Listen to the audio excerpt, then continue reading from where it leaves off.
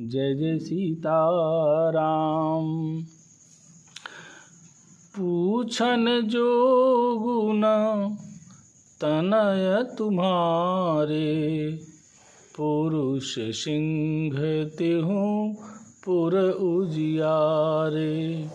जिनके जस प्रताप के आगे, शशि मलिन रवि शीतल लागे। आपके पुत्र पूछने योग्य नहीं हैं। वे पुरुष सिंह तीनों लोकों के प्रकाश स्वरूप हैं। जिनके यश के आगे चंद्रमा मलिन और प्रताप के आगे सूर्य शीतल लगता है। तीन कहाँ कहिय नाथ किमि चीने, देखिय रवि की दीप कर लीने। सिय स्वयंवर भूप अनेका, समिटे सुभट एक ते एका। हे नाथ, उनके लिए आप कहते हैं कि उन्हें कैसे पहचाना? क्या सूर्य को हाथ में दीपक लेकर देखा जाता है? सीता जी के स्वयंवर में अनेकों राजा और एक से एक बढ़कर योद्धा एकत्र हुए थे। शंभु सरासनु काहु न टारा, हारे सकल वीर बरियारा।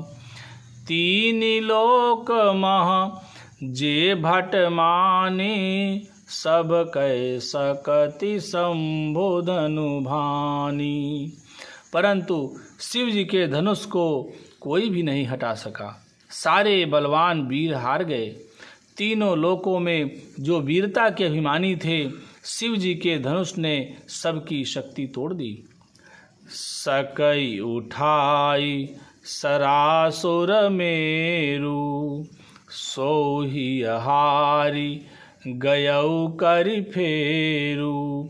जेहि कौतुक शिव शैल उठावा, सौते ही सभा पराभव पावा। बाणासुर जो सुमेरु को भी उठा सकता था, वह भी हृदय में हार कर परिक्रमा करके चला गया। और जिसने खेल से ही कैलाश को उठा लिया था, वह रावण भी उस सभा में पराजय को प्राप्त हुआ। तहाँ राम रघुवंश मणि, सुनिय महामहिपाल। भंजेऊ चाप प्रयास बिनु, जिमि गज पंकज नाल। हे महाराज सुनिए, वहाँ जहाँ ऐसे ऐसे योद्धा हार मान गए, रघुवंशमणि श्री रामचंद्र जी ने बिना ही प्रयास शिव जी के धनुष को वैसे ही तोड़ डाला, जैसे हाथी कमल की डंडी को तोड़ डालता है। सुनि सरोस भृगुनायकु आए, बहुत भांति तिन आँखि दिखाए। देखि राम बलो निज धनु दीन्हा, करि बहु विनय गवनु बन कीन्हा। धनुष टूटने की बात सुनकर परशुराम जी क्रोध भरे आए और उन्होंने बहुत प्रकार से आंखें दिखलाई। अंत में उन्होंने भी श्री रामचंद्र जी का बल देखकर उन्हें अपना धनुष दे दिया और बहुत प्रकार से विनती करके वन को गमन किया। राजन रामु अतु बल जैसे, तेज निधान लखनो पुनि तैसे। कंपहि भूप बिलोकत जाके, जिमि गज हरि किशोर के ताके। हे राजन, जैसे श्री रामचंद्र जी अतुलनीय बली हैं, वैसे ही तेज निधान फिर लक्ष्मण जी भी हैं, जिनके देखने मात्र से राजा लोग ऐसे कांप उठते थे, जैसे हाथी सिंह के बच्चे के ताकने से कांप उठते। देव देखी तब बालक दो, अब न आँखि तर आवत को। दूत बचन रचना प्रिय लागी, प्रेम प्रताप वीर रस पागी। हे देव, आपके दोनों बालकों को देखने के बाद अब आँखों के नीचे कोई आता ही नहीं, हमारी दृष्टि पर कोई चढ़ता ही नहीं। प्रेम प्रताप और वीर रस में पगी हुई दूतों की वचन रचना सबको बहुत प्रिय लगी। सभा समेत राउ अनुरागे, दूतन देन निछावरि लागे। कही अनीति ते मूदहि काना, धर्म विचारि सबहि सुख माना। सभा सहित राजा प्रेम में मगन हो गए और दूतों को निछावर देने लगे। उन्हें निछावर देते देखकर यह नीति विरुद्ध है ऐसा कहकर दूत अपने हाथों से कान मूंदने लगे। धर्म को विचार कर उनका धर्मयुक्त बर्ताव देखकर सभी ने सुख माना। तब उठि भूप वशिष्ठ कहूँ, दीन्हि पत्रिका जाई, कथा सुनाई गुरहि सब, सादर दूत बुलाई। तब राजा ने उठकर वशिष्ठ जी के पास जाकर उन्हें पत्रिका दी और आदर पूर्वक दूतों को बुलाकर सारी कथा गुरु जी को सुना दी। सुनी बोले गुरु अति सुख पाई, पुण्य पुरुष कहूँ मही सुख छाई। जिमि सरिता सागर महु जाहि, यद्यपि ताहि कामना नाहि। सब समाचार सुनकर और अत्यंत सुख पाकर गुरु बोले, पुण्यात्मा पुरुष के लिए पृथ्वी सुखों से छाई हुई है, जैसे नदियां समुद्र में आती हैं, यद्यपि समुद्र को नदी की कामना नहीं होती। तिमि सुख संपत्ति बिनहि बुलाए, धर्मशील पहि जाहि सुभाए। तुम गुर विप्र धेनु सुर सेवी, तसि पुनीत कौसल्या देवी। वैसे ही सुख और संपत्ति बिना ही बुलाए स्वाभाविक ही धर्मात्मा पुरुष के पास जाती हैं। तुम जैसे गुरु, ब्राह्मण, गाय और देवता की सेवा करने वाले हो, वैसी ही पवित्र कौशल्या देवी भी हैं। सुकृति तुम समान जग माही, भयउ न है को होनेउ नाहि। तुम ते अधिक पुण्य बड़ काके, राजन राम सरिस सुत जाके। तुम्हारे समान पुण्यात्मा जगत में न कोई हुआ है, न है और न होने का ही है। हे राजन, तुमसे अधिक पुण्य और किसका होगा जिसके राम सरीखे पुत्र हैं। वीर विनीत धर्म व्रत धारी, गुण सागर बर बालक चारी। तुम कहूँ सर्व काल कल्याणा, सजहूँ बरात बजाई निशाना। और जिसके चारों बालक वीर, विनम्र, धर्म का व्रत धारण करने वाले और गुणों के सुंदर समुद्र हैं, तुम्हारे लिए सभी कालों में कल्याण है। अतएव डंका बजवाकर बारात सजाओ। चलहु बेग सुनि गुर बचन, भले नाथ सिर नाई। भूपति गवने भवन तब, दूतन वासुदेवाई। और जल्दी चलो, गुरु जी के ऐसे वचन सुनकर हे नाथ बहुत अच्छा कहकर और सिर नवाकर तथा दूतों को डेरा दिलवाकर राजा महल में गए।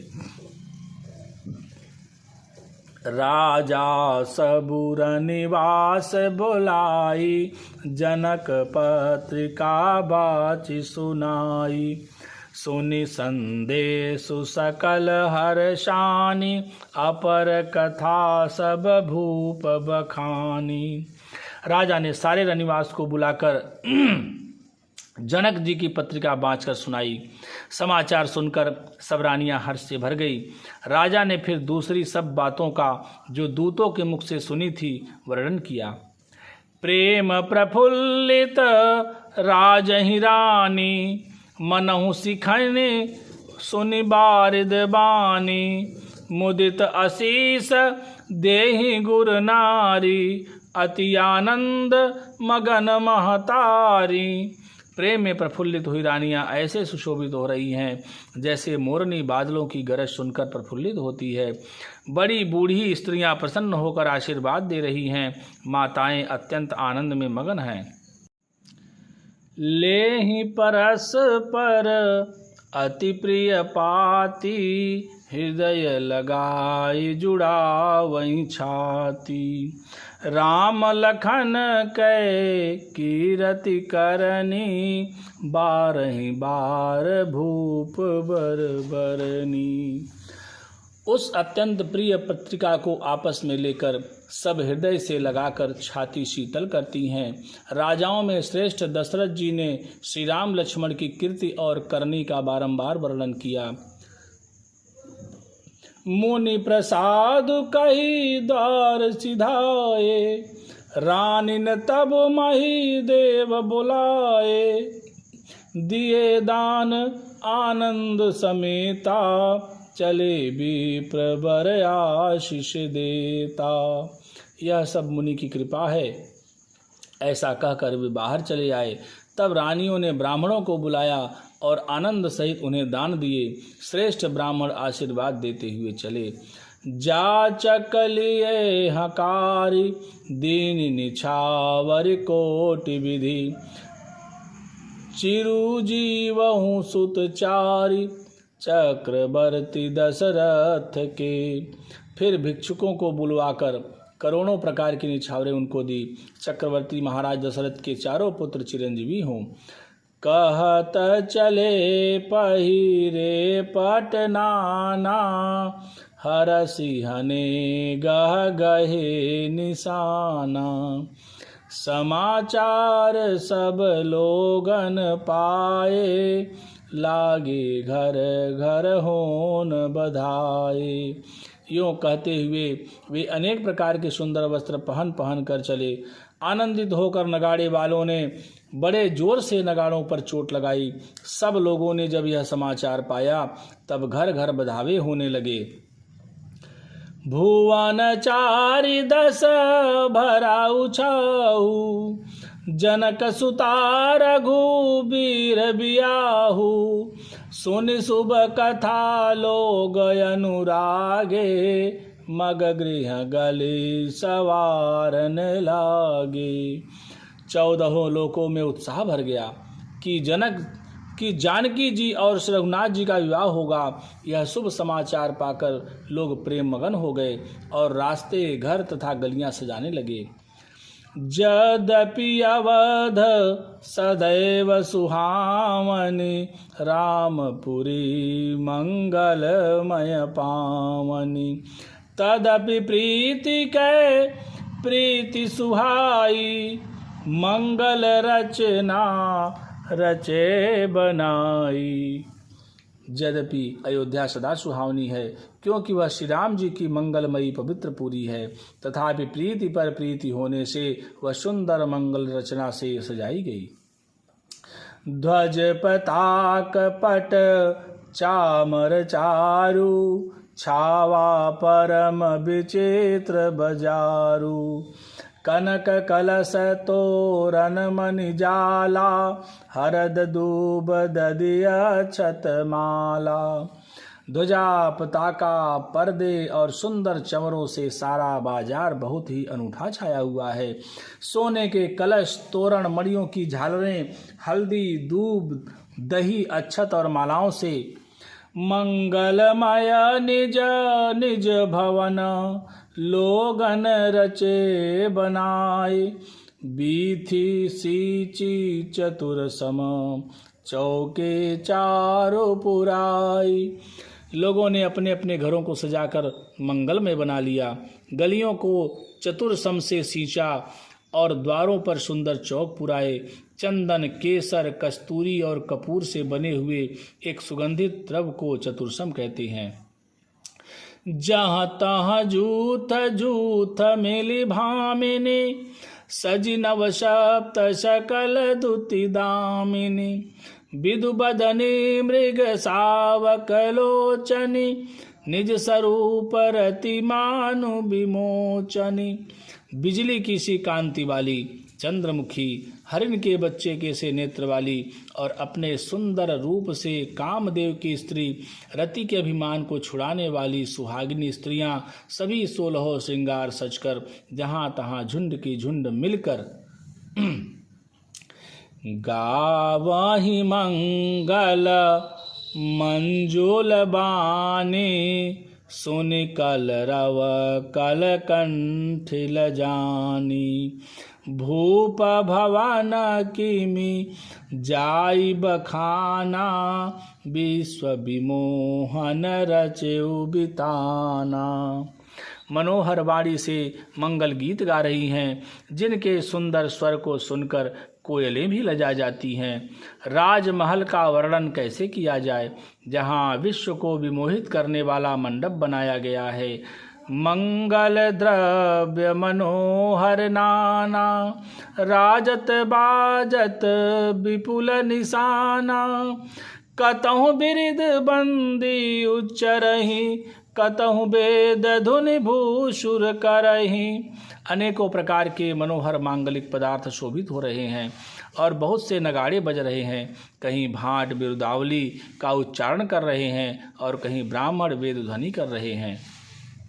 गावहि सुंदरी मंगल गीता, लैले नामो राम अरु सीता। बहुत उछाहु भवनुवति थोरा, मानहु मगि चला चहुओरा। सुंदर स्त्रियां श्री राम जी और श्री सीता जी का नाम ले लेकर मंगल गीत गा रही हैं। उत्साह बहुत है और महल अत्यंत ही छोटा है, इससे उसमें न समाकर मानो वह उत्साह आनंद चारों ओर उमड़ चला है। शोभा दशरथ भवन कई, को कभी बरनय पार। जहाँ सकल सुर शीस मणि, राम लीन अवतार। दशरथ के महल की शोभा का वर्णन कौन कभी कर सकता है, जहाँ समस्त देवताओं के शिरोमणि रामचंद्र जी ने अवतार लिया है। पवन तनय संकट हरन, मंगल मूर्ति रूप। राम लखन सीता सहित, हृदय बसहु सुरभूप।